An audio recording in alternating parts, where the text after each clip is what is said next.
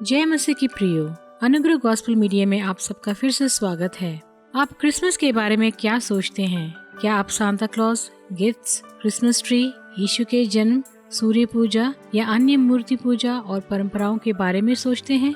Christmas को लेकर कई तरह की कहानियाँ प्रचलित है। कुछ लोग इसे यीशु मसीह के जन्मदिन के रूप में मानते हैं। अन्य लोग कहते हैं कि ये विभिन्न मूर्ति पूजक परंपराओं और समारोह के बारे में है। तो सच में क्रिसमस क्या है? क्रिसमस को लेकर तरह तरह के सवाल है, लेकिन इस वीडियो में मैं एक मुख्य प्रश्न का उत्तर देना चाहती हूँ। क्या ईसाइयों को क्रिसमस मनाना चाहिए?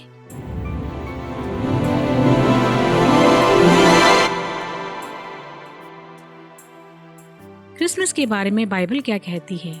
अगर आप बाइबल में देखें तो बाइबल क्रिसमस के बारे में कुछ नहीं कहती है। इसमें यीशु के जन्मदिन की तारीख का जिक्र भी नहीं है। बाइबल यीशु के जन्म से संबंधित कई बातों के बारे में स्पष्ट रूप से बताती है, लेकिन उनके जन्म की तारीख के बारे में नहीं बताती। उदाहरण के लिए लूका 2 में लिखा है, यीशु बैतलहम में पैदा हुआ था, जो कपड़े में लिपटा गया था और एक चरनी में रखा गया था।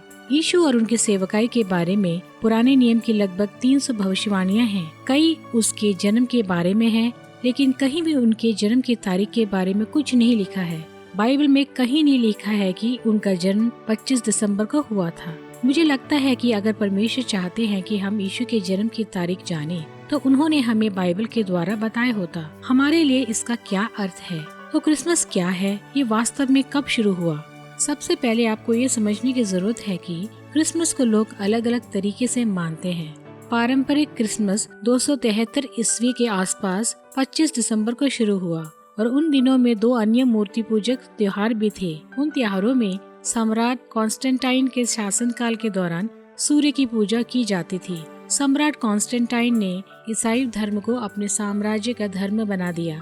उन्होंने औपचारिक रूप से 25 दिसंबर 336 ईस्वी को यीशु के जन्मदिन के रूप में क्रिसमस मनाना शुरू किया।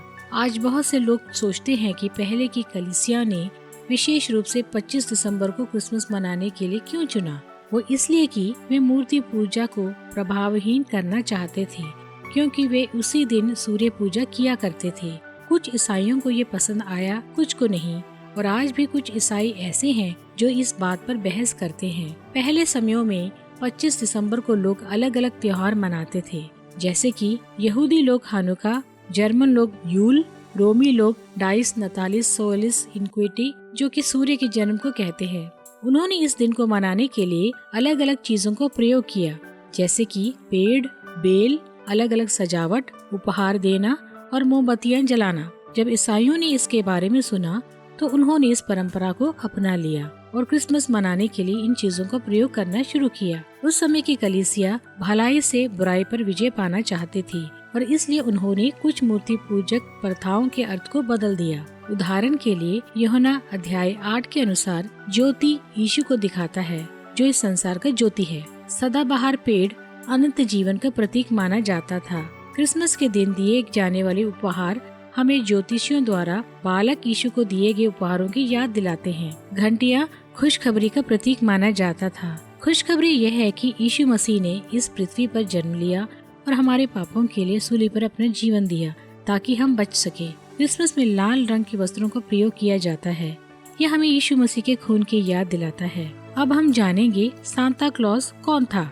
सांता क्लॉज एक डच शब्द है जिसको अंग्रेजी में सेंट निकोलस कहते हैं। संत निकोलस एक ईसाई बिशप थे जो 4वीं शताब्दी में एशिया माइनर में रहते थे, जिसे आज हम तुर्की के नाम से जानते हैं। निकोलस के माता पिता ईसाई थे। उनकी मृत्यु के बाद सारी धन संपत्ति निकोलस को मिल गई, जिसे उन्होंने गरीबों में बांट दिया था। वे कम उम्र में ही एक बिशप बन गए और अपने करुणा और उदारता के लिए जाने जाते थे। गुमनाम रूप से उपहार देने में वे प्रतिष्ठित थे और वे लोगों के घरों में पैसों के बैग को रात के अंधेरे में फेंक देते थे ताकि उन्हें कोई देख न सके।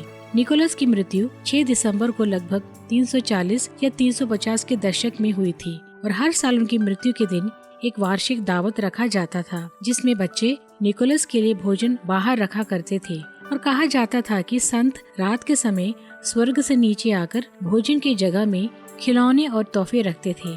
बाइबल में क्रिसमस मनाने या ना मनाने का कोई कारण नहीं दिया गया। क्या इसे मनाना गलत है?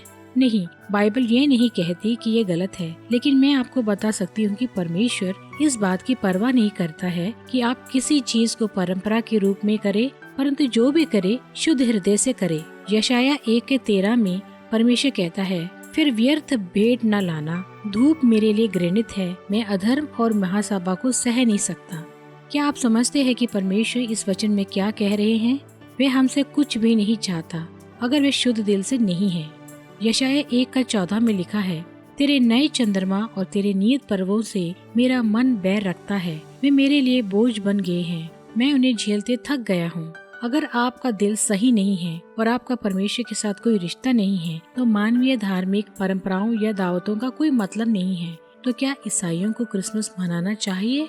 मेरी राय में ये बिल्कुल आपकी पसंद है, लेकिन इस बात पर निर्भर करता है कि आप इसे कैसे मनाते हैं। क्रिसमस का एक मूर्ति पूजक इतिहास है और एक ईसाई इतिहास भी है। यहाँ तक कि अब आप इसमें सभी मूर्ति पूजक चीजों को एक निश्चित दृष्टिकोण से देख सकते हैं। इसलिए अगर आपको लगता है कि आप क्रिसमस मनाना चाहते हैं या जश्न मनाना चाहते हैं कि यीशु मसीह धरती पर आए और उन्होंने हमें बचाने के लिए यहाँ जन्म लिया, तो आप इसे अपने परिवार के साथ मना सकते हैं। लेकिन अगर आपको लगता है कि आपको क्रिसमस नहीं मनाना चाहिए, तो ऐसा ना करें।